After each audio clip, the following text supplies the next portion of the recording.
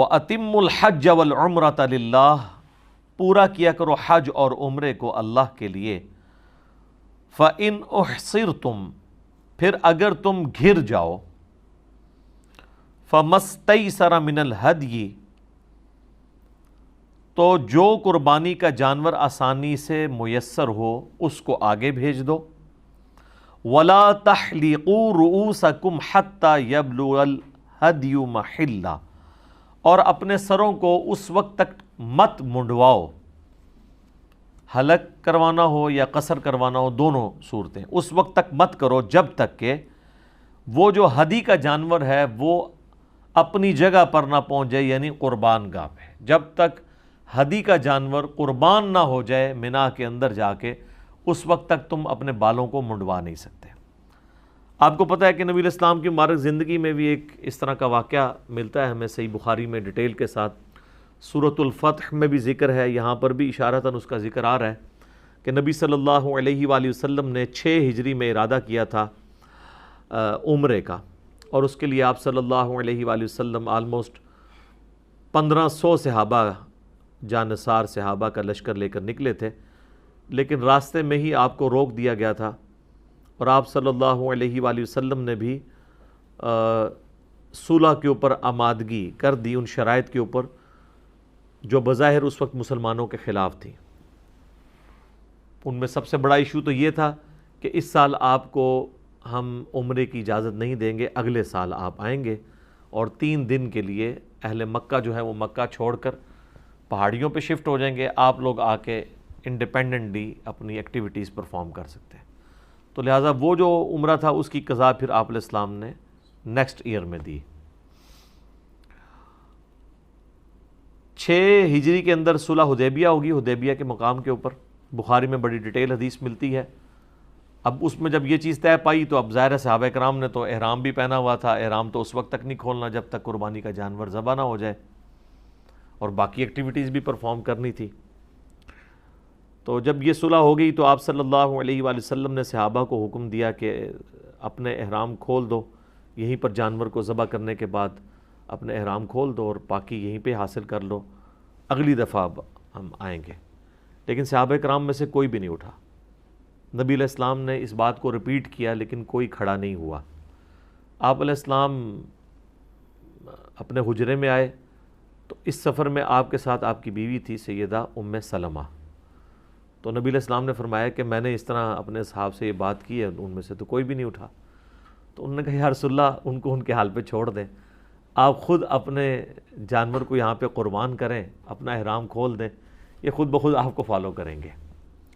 صحابہ کرام کو تھوڑا کافروں پر غصہ بھی تھا، پلس وہ اس امید میں بھی تھے کہ شاید کوئی نیا حکم آ جائے، ہمیں قتال کی اجازت مل جائے. بہرحال نبی علیہ السلام نے جب یہ کیا تو پھر ایک ایک کر کے سارے اٹھے اور سب نے اس سنت کے اوپر عمل کیا. تو اسی کانٹیکسٹ میں یہ چیز آ رہی ہے کہ اگر تم گھیر لیے جاؤ تو پھر تم جو ہے وہ قربانی کے جانور کو آگے بھیج دو.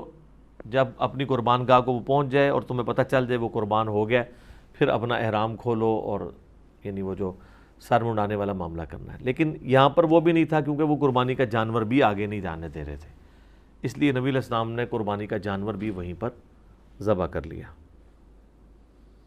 تو اس سے یہ بات بھی پتہ چلی کہ عمرے کے لیے بھی قربانی کا جانور ہدی جسے کہا جاتا ہے وہ لے کے جا سکتے ہیں آپ، اگرچہ یہ اوبلیگیٹری نہیں ہے، یہ صرف ریکوائرمنٹ ہے حج قران کی یا حج تمتع کی، وہ آگے آ جائیں گی آیات. لیکن اگر کوئی اس طرح کر لیتا ہے تو یہ بھی ایک افضل عمل ہے. تو جب تک ہدی کا جانور اپنے محلے میں نہ پہنچے. اچھا یہ عربی کا لفظ ہے محلہ، ہم اردو میں سے کیا کہتے ہیں؟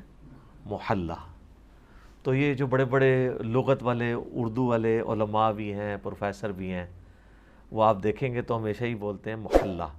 ایون ہمارے اردو کے اس لفظ کو جب انگلش میں رومن میں لکھا جاتا ہے تو MO کے ساتھ لکھا جاتا ہے نا، لیکن یہ لفظ ہے محلہ.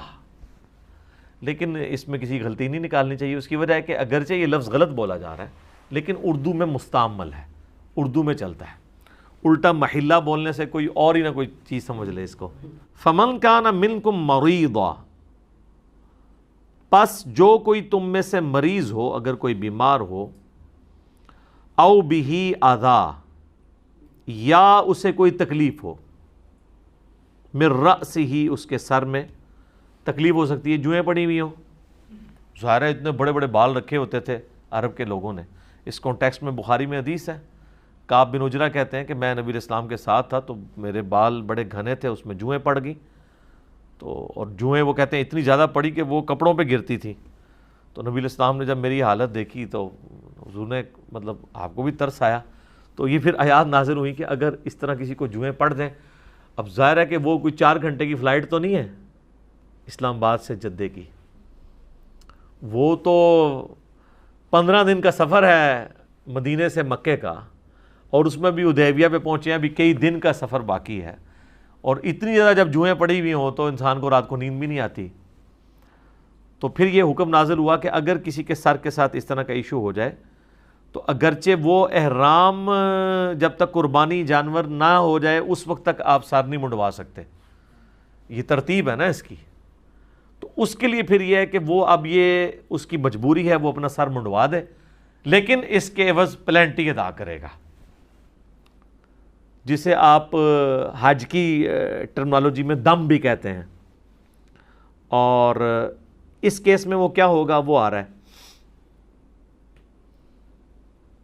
او بہی اذم من رأسہ ففدیۃ من صیام، تو وہ سر منڈوانے کے عوض فدیہ دے دے روزوں کی شکل میں، او صدقۃ، یا خیرات کر دے، او نسک، یا قربانی دے دے. اچھا، یہ ایسا موقع ہے جہاں پر آپ کو تینوں آپشن پیرلل میں دیے جا رہے ہیں.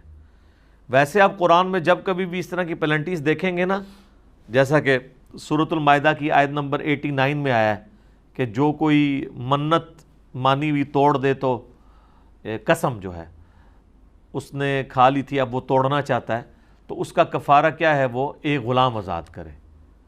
تو آتا ہے اگر غلام نہ پائے تو، ٹھیک ہے جی، غلام نہ پائے تو 10 مسکینوں کو کھانا کھلائے یا 10 مسکینوں کو کپڑے دے دے، اور اگر یہ بھی نہ پائے تو 3 مسلسل روزے رکھے. یہ نہیں ہے کہ ڈائریکٹ روزوں پہ جانا ہے، جو افورڈ کر سکتا ہے اس نے وہ والے کام کر رہے ہیں، لیکن یہاں پر تینوں آسانیاں پیرلل میں ہیں. آپ کی مرضی ہے، امیر ہیں غریب ہیں جو بھی ہیں، آپ فدیہ دے سکتے ہیں اس فارم میں کہ آپ روزے رکھیں، صدقہ کریں یا قربانی دیں. اس کانٹیکسٹ میں بخاری میں حدیث ہے، نبی علیہ السلام سے جب انہوں نے پوچھا تو آپ صلی اللہ علیہ وآلہ وسلم نے فرمایا کہ 6 مسکینوں کو کھانا کھلا دو، یا نصف سا ان کو غلہ دے دو، گندم دے دو. آلموسٹ آپ سمجھ لیں 1.25 کلو کے قریب. تو آج کی ڈیٹ میں اگر ہم اس سا کو کیلکولیٹ کریں تو یہ صحیح بخاری کے اندر جو ہے وہ 3 روزے اور 6 مساکین، یعنی ان میں سے کوئی ایک آپشن رکھ سکتے ہیں، یا تیسرا آپ قربانی کا جانور بھی کر سکتے ہیں. اس میں پھر یہ ہے کہ ایک پورا جانور ہی ظاہر دینا ہوگا. اگر ایک سے زیادہ لوگ ہوں گے تو پھر آپ اونٹ کے اندر 7 لوگ اور گائے کے اندر بھی 7 لوگ شریک ہو سکتے ہیں، اور اگر وہ عید قربہ والا معاملہ ہو اس میں اونٹ کے اندر 10 حصے بھی ہیں. فَمَن تَمَتَّعَ بِالْعُمْرَةِ إِلَى الْحَجِّ، اب یہ ایک اور مسئلہ آ رہا ہے. او نسکین والا تو معاملہ مکمل ہوا. فَإِذَا أَمِنْتُمْ، اور جب تم امن میں ہو جاؤ، یعنی امن میں مراد یہ کہ اب تم سٹیبل ہو گئے ہو، مکے میں پہنچ گئے ہو. فَمَن تَمَتَّعَ بِالْعُمْرَةِ، تو جو کوئی نفع اٹھانا چاہتا ہے عمرے کا، إِلَى الْحَجِّ، حج کے ساتھ، یعنی حج تمتع کرنا چاہتا ہے. یہ نکاح متع اور اسی طریقے سے حج متع، یہ دونوں ٹرمز استعمال ہوتی ہیں، یعنی ایک سفر کے اندر اس چیز کو، اس فیسلٹی کو اویل کرنا کہ آپ حج کے ساتھ عمرہ بھی کر لیں. صحیح بخاری مسلم میں آتا ہے کہ مشرکین عرب کے اندر یہ چیز گناہ سمجھی جاتی تھی کہ کوئی شخص حج کے لیے سفر کرے اور وہ ساتھ عمرہ بھی کرے. وہ کہتے تھے کہ جی آئے حج کے لیے ہو تو عمرہ کیوں ساتھ کر رہے ہو، عمرے کے لیے آنا تو دوبارہ سے آؤ. تو نبی علیہ السلام نے اللہ تعالیٰ سے ریکویسٹ کی اس معاملے میں، تو نبی صلی اللہ علیہ وآلہ وسلم کو اللہ تعالیٰ نے وحی کے ذریعے بتایا کہ آپ نے یہ رسم توڑنی ہے، یہ رسم غلط ہے۔ اور آپ علیہ السلام نے جب اپنا پہلا اور آخری حج فرمایا تو آپ چونکہ اپنے قربانی کا جانور ساتھ لا چکے ہوئے تھے، تو آپ علیہ السلام نے فرمایا کہ اگر مجھے پہلے پتہ ہوتا نا تو میں اپنے قربانی کا جانور ساتھ نہ لاتا، چونکہ قرآن میں یہ آیت ہے کہ جو قربانی کا جانور لے آئے جب تک جانور اپنی قربان گاہ تک نہ پہنچے اس وقت تک وہ شخص احرام نہیں کھول سکتا۔ تو اب تو میں تو حج تمتع نہیں، حج قران کروں گا۔ حج قران میں بھی تمتع ہوتا ہے کہ آپ ایک سفر میں حج اور عمرہ اکٹھا کرتے ہیں۔ یہ حج کی 3 قسموں کو سمجھ لیں، پھر آپ کو یہ باتیں سمجھنا ذرا آسان ہوں گی۔ حج کی بیسیکلی 3 قسمیں ہیں۔ نمبر 1 حج افراد، جس کو اسی پنجابی کہنا ہے چھڑا حج، اس میں صرف حاجی ہوگا اور کچھ نہیں ساتھ ہوگا، نہ کوئی جانور قربان کرنا پڑے گا آپ کو، کیونکہ آپ نے اس سے تمتع نہیں لیا عمرے کا۔ یہ جو حج کے موقع کے اوپر قربانی کی جا رہی ہوتی ہے یہ حج کی قربانی نہیں ہوتی، بلکہ حج کے ساتھ آپ جو عمرے کی فیسلٹی کو اویل کرتے ہیں یہ اس کے اگینسٹ آپ کو قربانی دینی ہوتی ہے۔ وہ اسی آیت کے اندر آ جائے گا، سورۃ البقرہ کی آیت نمبر 196 کے اندر۔ اور اس میں جو شخص قربانی کی استطاعت نہیں رکھتا تو وہ 10 روزے رکھے گا، 3 ایام حج کے اندر رکھے گا، اور ایام حج یعنی پہلے جو 9 دن ہیں، 1 ذوالحجہ سے لے کر 9 ذوالحجہ تک، ان کے اندر 3 روزے رکھ لے گا اور 7 گھر واپس آ کے رکھے گا، تو وہ 10 روزے بن جائیں گے۔ وہ آیات آ جائیں گی۔ حج افراد کے اندر آپ نے کوئی قربانی نہیں دینی ہوتی، صرف حج کرنا ہوتا ہے۔ حج جو تمتع ہے اس میں آپ عمرہ بھی ساتھ کرتے ہیں اور حج بھی ساتھ کرتے ہیں، فائدہ اٹھا لیتے ہیں، اور فائدہ یہاں تک اٹھاتے ہیں کہ آپ اگر پہلے پہنچ گئے ہیں مکے کے اندر، ابھی حج کی ایکٹیویٹیز کے دن باقی ہیں جو 8 ذوالحجہ سے شروع ہوتے ہیں، تو آپ اپنا احرام کھول دیں۔ ہم نے حج تمتع کیا تھا، دنیا میں آلموسٹ 95% زیادہ لوگ حج تمتع کرتے ہیں، کیونکہ وہ پہلے ہی لے جاتے ہیں وہاں پہ آپ کو، تو آپ عمرہ کر کے احرام کھول دیتے ہیں۔ ابھی تو 8-10 دن حج میں پڑے ہوتے ہیں، اب 8-10 دن احرام کی پابندیاں کوئی کس طرح برداشت کرے گا کہ کوئی آپ نے ناخن بھی نہیں کاٹنے، بال بھی نہیں اور ٹوٹنے چاہیے، اور باقی آپ نے پورا پروٹوکول، کوئی اس طریقے سے کھجلی بھی نہیں کرنی، سر پہ کوئی چیز بھی نہیں رکھنی، اتنی ساری پابندیاں۔ تو نبی علیہ السلام نے پھر صحابہ کو حکم دیا کہ جنہوں نے عمرہ کر لیا ہے عمرہ کرنے کے بعد احرام کھول دیں۔ خود نبی علیہ السلام نے احرام نہیں کھولا کیونکہ آپ قربانی کا جانور ساتھ لائے تھے، اور قرآن میں حکم ہے کہ جب تک قربانی کا جانور قربان نہ ہو جائے آپ احرام نہیں کھول سکتے۔ تو جو لوگ قربانی کا جانور نہیں لائے ہوئے تھے، نبی علیہ السلام فرمایا تمہیں تو کوئی مجبوری نہیں ہے، اس کو کھولو۔ تو پھر بھی کچھ لوگوں نے نہیں کھولا، تو آپ فرمایا وہ نافرمان ہے جو میرے اس حکم پہ عمل نہیں کر رہے۔ پھر ایک صحابی نے آگے پوچھا، بخاری مسلم دونوں میں آتا ہے کہ یا رسول اللہ یہ ہمارے لیے آسانی ہے یا بعد کے لوگوں کے لیے؟ تو آپ علیہ السلام فرمایا کہ قیامت تک حج اور عمرہ اس طرح آپس میں داخل ہو گئے، یعنی اب آپ نے سنت کو جاری کر دیا۔ تو حج تمتع میں آپ احرام کھول دیتے ہیں، پھر 8 ذوالحجہ کو آپ ظہر کے بعد جو ہے وہ احرام باندھ لیتے ہیں، اور پھر آپ منی چلے جاتے ہیں، اور پھر وہ جو حج کی ایکٹیویٹیز ہیں وہ 12 تک وہ آپ نے وہ کرنی ہوتی ہیں۔ اس میں سے بھی پہلے دن ہی آپ نے ظاہر ہے کہ جب 9 ذوالحجہ کا دن آئے گا تو عرفات سے آپ واپس آئیں گے۔ ترتیب یہ ہوتی ہے کہ 8 اور 9 کی درمیانی رات آپ نے منی میں گزارنی ہے، اور پھر صبح کے وقت آپ نے وہاں سے نکلنا ہے۔ صبح سے مراد فجر کے بعد، سورج نکلنے کے بعد، اور آپ نے دن اپنا عرفات میں گزارنا ہے۔ 9 ذوالحجہ کا دن آپ نے یوم عرفہ، جو اصل اس کی روح ہے، وہ میدان عرفات میں گزارنا ہے، اور میدان عرفات میں آپ نے ظہر اور عصر کی نمازوں کو جمع کر کے پڑھنا ہے اور قصر پڑھنا ہے۔ یہ حج کی خصوصیت ہے، 2 فرض ظہر کے 2 عصر کے، اور پھر مغرب تک مسلسل دعائیں کرنی ہیں۔ ادھر کی عبادت دعائیں ہیں، یا آپ نے وہ جو سنت اذکار ہیں، لا الہ الا اللہ وحدہ لا شریک لہ لہ الملک ولہ الحمد وہو علی کل شیء قدیر، یہ میدان عرفات کی دعا ہے۔ سبحان اللہ والحمد للہ ولا الہ الا اللہ واللہ اکبر، یہ بھی دعا ملتی ہے۔ اور جب مغرب کی نماز کا وقت ہو جائے تو آپ نے نماز نہیں پڑھنی، بلکہ مزید اندھیرا ہونے کا انتظار کرنا ہے۔ تھوڑا سا جب اندھیرا ہوگا تو آپ نے بغیر نماز پڑھے وہاں سے نکلنا ہے، اور آ کر آپ نے مزدلفہ میں آ جانا ہے۔ مزدلفہ جو ہے وہ منا اور عرفات کے درمیان ہے، یعنی صبح آپ منا میں خیمے لگائے ہوئے تھے، منا سے چلے گئے عرفات، واپسی پہ منا واپس نہیں آئیں گے بلکہ راستے میں آپ مزدلفہ کے اندر رکیں گے، اور وہاں پر آپ نے رات گزارنی ہے 9 اور 10 کی درمیانی رات، اور اسی رات میں آپ نے مغرب و عشاء کی نماز وہاں پہ رات کو جس ٹائم بھی پہنچیں، آپ رات 12-1 بجے پہنچنے میں بھی کامیاب ہو رہے تو یہ آپ کی کامیابی ہے۔ بعض لوگ فجر کے وقت ہی پہنچ رہے ہوتے ہیں، جو پیدل آتے ہیں وہ تو پہنچ جاتے ہیں، جو گاڑیوں میں آتے ہیں وہ فجر کے قریب ہی کہیں پہنچتے ہیں، لیکن اس رات کا کچھ حصہ وہاں پہ گزارنا ضروری ہے۔ تو آپ مغرب اور عشاء کی نماز پڑھیں گے، 3 فرض مغرب کے 2 عشاء کے، اس کے بعد فجر کی نماز پڑھنی ہے۔ فجر کے بعد آپ نے طلوع آفتاب کا انتظار کرنا ہے، سورج نکلنے کا۔ جیسے ہی سورج نکلے گا تو آپ نے پھر منا آ جانا ہے اپنے خیموں کی طرف، کیونکہ یہ پہلا دن ہے جس میں آپ نے وہ جمرات کو کنکریاں مارنی ہے، جس کو کہتے ہیں شیطان کو کنکریاں مارنی ہے، اور یہ ہے 10 ذوالحجہ کا دن۔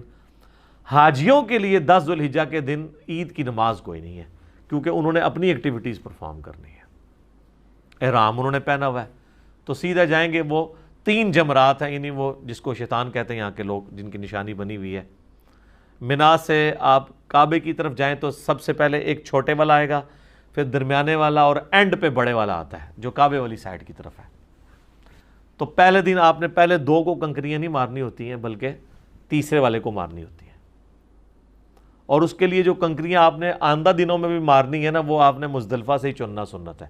وہ پلاسٹک کے شاپنگ بیگ میں وہیں سے چھوٹی چھوٹی کنکریاں جمع کر لیتے ہیں، یعنی وہ اتنی کنکریاں ختم نہیں ہوتی، اتنے لوگ حج کرتے ہیں پھر بھی ہو سکتا ہے وہاں پھکوا بھی دیتے ہوں، وہ وہاں سے اٹھا کے دوبارہ، ادروائز تو ظاہر ہے پرابلم ہو۔ لاکھوں لوگوں نے اگر اتنی کنکریاں اٹھانی ہیں اور فالتو ہی اٹھانی چاہیے، کہیں نشانہ رہ جاتا ہے تو پھر وہ یہ نہ واپس آنا پڑ جائے 4-5 کلومیٹر، ٹھیک ہے، تو لوگ فالتو لے کے چلتے ہیں، لیکن اٹھانی وہیں سے ہے سنت، یہ نہیں کہ وہاں سے کوئی اٹھا کے کسی کی لے کے مارنی ہے۔ درمیانی سی چنے کی سائز کی کنکریاں، اور وہی وہ مقام ہے جہاں پہ آپ کو پتہ بڑی بھگدڑ مچا کرتی تھی، بڑے لوگ شہید ہوتے تھے۔ اب تو خیر وہ انہوں نے اس کو کئی سٹوریز بنا دیا اور ٹائمنگ ڈسکس اس طرح کی ہوئی ہے انہوں نے ڈسٹریبیوٹ کے لوگ آسانی کے ساتھ یہ کام کر لیں۔ پہلے دن مسئلہ نہیں ہوتا، کیونکہ پہلا دن تو آپ کے پاس پورا ہوتا ہے نا کنکریاں مارنے کے لیے، صبح کے وقت آپ جا کے مار سکتے ہیں، بس کنکریاں مارتے ہی آپ نے پھر قربانی کرنی ہے۔ قربانی کرنے اگر خود چلے گئے پھر تو پورا دن ہی لگ جائے گا، تو بہتر یہ ہے کہ کسی ایک بندے کو ہائر کریں جس کو آپ سارے گروپ کے جانور لے کے دے دیں، اسے فون پہ بتا دیں، یا اگر بینک میں جمع کروایا تو بینک والوں نے آپ کو ٹائمنگ دی ہوتی ہے، اس کے مطابق آپ قربانی ہو جائے گی۔ قربانی ہوتے ہی پھر اب آپ آزاد ہیں کہ اپنے سر کے بال منڈوائیں، احرام کھول دیں اور سادہ کپڑوں میں آ کے طواف زیارت کریں۔ طواف زیارت کرنے کے بعد آپ نے واپس منا میں رات گزارنی ہے، یعنی 10 اور 11 کی درمیانی جو رات ہے وہ بھی منا میں گزارنی ہے، پھر 11 اور 12 کی درمیانی رات بھی وہاں پہ گزارنی ہے، اور اگلے 2 دنوں میں وہ جو یہ یعنی آپ نے 11 اور 12 کو جو کچھ کرنا ہے وہ اس میں آپ نے تینوں کو کنکریاں مارنی ہوتی ہے۔ خیر یہ پورا ایک طریقہ ہے، میں ایک ساری اس کی نٹی گریٹیز میں تو پھر 1 گھنٹہ اور لگ جائے گا، میں ایک ایک چیز بتاؤں۔ اوورال میں آپ کو بتا رہا ہوں کہ حج تمتع میں یہ ہوتا ہے کہ آپ نے احرام کھول دینا ہوتا ہے عمرہ کر کے، اور دوبارہ 8 ذوالحجہ کو باندھنا ہوتا ہے۔ قران میں یہ ہے کہ آپ نے احرام چلاتے رہنا ہے حتیٰ کہ آپ ساری حج کی ایکٹیویٹی پرفارم کرتے ہوئے وہاں تک پہنچے۔ تو نبی علیہ السلام نے حج قران کیا تھا، لیکن وہ بھی تمتع کی ایک شکل ہے کہ آپ نے نفع تو اٹھا لیا ہے، تو اس کے لیے قربانی ضرور دینی ہوتی ہے، وہ اب آگے ذکر آ جائے گا۔ فمن تمتع بالعمرہ، جو کوئی نفع اٹھائے گا عمرے کا، الی الحج، حج کے ساتھ، یعنی حج قران کرے یا حج تمتع کرے، فمستیسر من الہدی، تو جو اسے قربانی کا جانور میسر ہو وہ دے گا۔ فمن لم یجد، تو جو کوئی اس کی طاقت نہ رکھے یعنی اتنا غریب ہے، فصیام 3 ایام، تو وہ 3 دن کے روزے رکھے گا، فی الحج، حج کے دنوں میں۔ وَسَبْعَةٍ إِذَا رَجَعْتُمْ، اور 7 رکھے گا جب واپس آئے گا، تِلْكَ عَشَرَةٌ کاملہ، یہ ہوئے پورے 10۔ 3 یعنی حج کے دنوں میں وہیں پہ رکھنے ہوں گے۔ حج کے دن کون سے ہیں؟ 1 ذوالحجہ سے لے کے 9 ذوالحجہ تک، اور 10 کو تو آپ روزہ نہیں رکھ سکتے، منع ہے۔ بہتر تو ہے کہ 9 ذوالحجہ کبھی نہ آئے، لیکن اگر مجبور نہ آ جائے تو خیر ہے، کیونکہ حاجی کے لیے 9 ذوالحجہ کا روزہ نہیں ہے، لیکن حرام نہیں ہے، اگر وہ اس دن میں آ جائے تو رکھ سکتا ہے۔ تو 7 روزے گھر آ کے رکھے گا. لیکن یہ کام کوئی بھی نہیں کرتا, سب لوگ قربانی دیتے ہیں. جو ظاہر ہے حج پہ پہنچنے میں کامیاب ہو جائے آج کے دور میں, اس کے لیے قربانی دینا تو کوئی مسئلہ نہیں ہوتا. روزے تو یہ یعنی ظاہر ہے کہ ایک زیادہ مشکل فٹیک والا کام ہے نا, تو لوگ قربانی دیتے ہیں. ذالک لمن لم یکن اہلہ حاضر المسجد الحرام, یہ رعایت اس کے لیے ہے جس کے گھر والے مسجد حرام کے قریب نہ رہتے ہوں. جس کے گھر والے مسجد حرام کے قریب رہتے ہوں گے تو پھر وہ حج افراد ہی کرے گا, اسے حج تمتع یا حج قران کرنے کی ضرورت نہیں, وہ تو جب چاہے عمرہ کر سکتا ہے. اس کے لیے نہیں ہے, یہ آفاقیوں کے لیے جو باہر سے آ رہے ہوتے ہیں, ان کے لیے ظاہر ہے زندگی میں ایک دفعہ ہی انہوں نے جانا ہے, تو اللہ نے آسانی دی ہے کہ ایک سفر میں آپ عمرہ اور حج جمع کر سکتے ہیں. اچھا, بعض لوگ وہاں پہ یہ کرتے ہیں کہ وہ تنعیم پر جا کر نہ بار بار جا کے احرام باندھتے ہیں, وہ 2 ریال لیتی ہے وہ ہائیسٹ, وہاں پہ لے جاتے ہیں وہ جہاں مسجد عائشہ بنی ہے سلام اللہ علیہا. وہ صحیح بخاری میں حضرت عائشہ کا ایک کیٹاسٹرافک کنڈیشن والا معاملہ, ان کو پیریڈز آ گئے تھے حج کے دوران, تو نبی الاسلام نے ان کے پیریڈ پاک ہونے کا انتظار کیا, اور اس کے بعد پھر ان کو اپنے بھائی عبد الرحمن بن ابی بکر کے ساتھ بھیجا کہ ان کو وہاں سے احرام بندھوا کر لے آئے.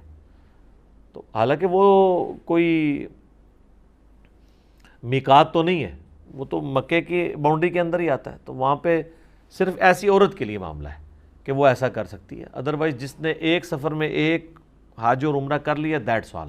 بار بار عمرے آپ نہیں کر سکتے, یہ بدعت ہے اور سب کے نزدیک بدعت ہے. یہ اکثر لوگ مسئلہ پوچھ بھی رہے ہوتے ہیں, اس لیے میں نے ساتھ بتا دیا.